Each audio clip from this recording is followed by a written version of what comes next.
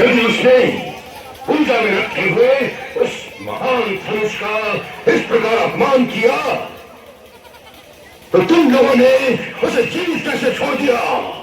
उसका सिर काटकर हमारे पास क्यों नहीं लाए?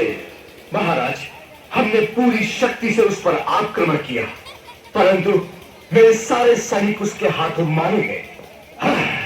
और तुम अपने प्राण बचाकर कायरों की तरह भाग आए।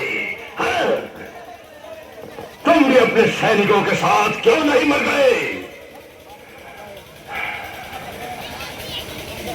इस अपराध का एक ही दंड है और वो है मृत्युदंड।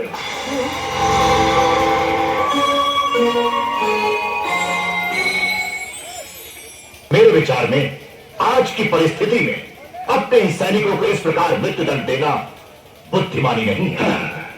तो क्या करें? उन्हें पारितोषिक दे? नहीं महाराज, हालात को समझने की चेष्टा करें। शिव धनुष टूटने की घटना के बाद से जनता के मन में कृष्ण का प्रभाव और भी बढ़ गया होगा। अब कहीं ऐसा न हो कि हमारे ही सैनिकों को इस प्रकार कठोर दंड देने के कारण यदि सेना का एक हिस्सा उसके साथ हो गया तो बहुत बड़ा संकट खड़ा हो सकता है।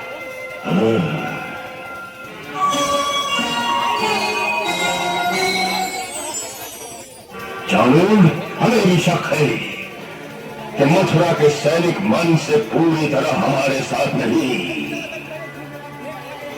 मथुरा की जनता को अपने भाई बंधु समझकर वो उन्हें स्नेह की दृष्टि से देखते हैं, शासक की दृष्टि से नहीं।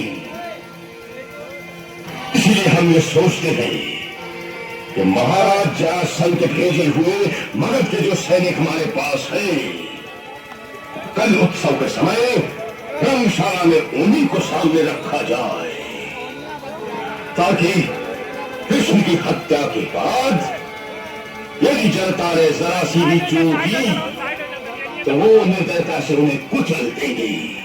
यदि कृष्ण की हत्या हो सकेगी तभी ना।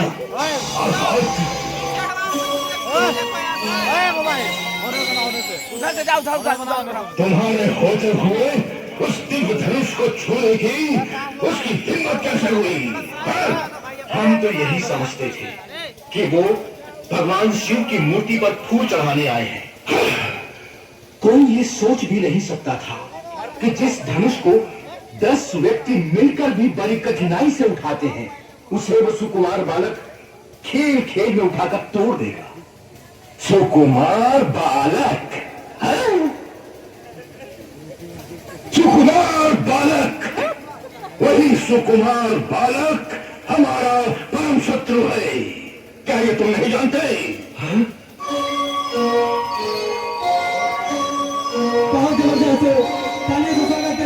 यदि उसने पूजा में रखे हुए उस महान धनुष का इस प्रकार अपमान किया तो तुम लोगों ने उसे जीवित कैसे छोड़ दिया? उसका सिर काटकर हमारे पास क्यों नहीं आए? महाराज, हमने पूरी शक्ति से उस पर आक्रमण किया, परंतु मेरे सारे सैनिक उसके हाथों मारे गए। और तुम अपने प्राण बचाकर कायों की तरह भाग आए। तुम भी अपने सैनिकों के साथ क्यों नहीं मर गए? इस अपराध का एक ही दंड है और वो है मृत्युदंड।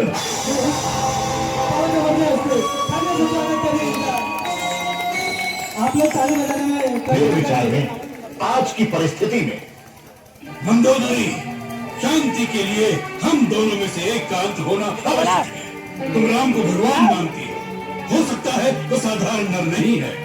इंद्रजीत भी उसे नारायण कर गया। यदि वह नारायण है तो भी जीत रावण की है, जिसे मारने के लिए स्वयं भगवान को धरती पर दर भटकना पड़ता है। उसकी यश गाथा संसार कैसे भूलेगा? परम वीर रावण अमर रहेगा। वैकुंठ में जो हमारे गौरव को कम नहीं कर सका, वो पृथ्वी पर हमारे गौरव को कैसे मिटा सकेगा? रावण का अमर पद अक्षय था, अक्षय है और अक्षय रहेगा। तुच्छ वनवासी नर के चरणों में शीश झुकाकर उनसे क्षमा मांगने को कह रही है।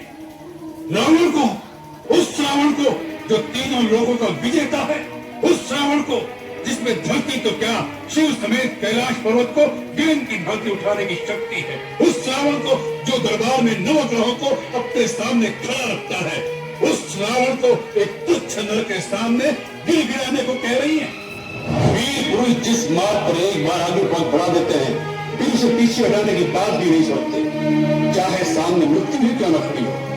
वीर उसी को कहते हैं जो मृत्यु से भी नहीं डरे। यदि तुम्हें हमारे यश और कीर्ति की सचमुच चिंता है तो हमें ऐसा कार्य करने को न कहो जिसका फल केवल अपकीर्ति और निंदा ही है। रावण की पत्नी और परमवीर मेघनाथ की माता को ऐसी वीरता शोभा नहीं दी थी।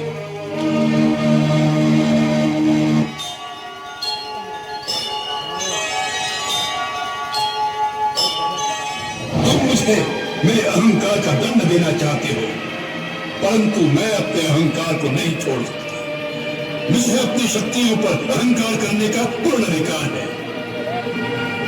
यह शक्तियां मुझे कोई दान में प्रदान नहीं हुई, मेरी कठोर तपस्या के उपलक्ष्य में कर्म के विधान के अनुसार तुम मुझे वह शक्तियां प्रदान करने के लिए विवश थे। मैंने अपने बाहुबल से वह शक्तियां प्राप्त की हैं, इसलिए मैंने उन पर अहंकार किया है। जब भी कोई अपूर्व शक्ति प्राप्त कर लेता है तो तुम्हारी माया ही उसे शक्ति के मद में पागल बना देती है। शक्ति का मद तो तुम्हारे देवता भी सहन नहीं कर सकते, उन्हें भी अहंकार आ जाता है। यही अवस्था मेरी है। शक्तियां पाई, उनसे अहंकार हुआ और उस अहंकार और शक्ति का मद सहन नहीं कर सका। उन शक्तियों के मद में दूसरों पर अत्याचार भी किए।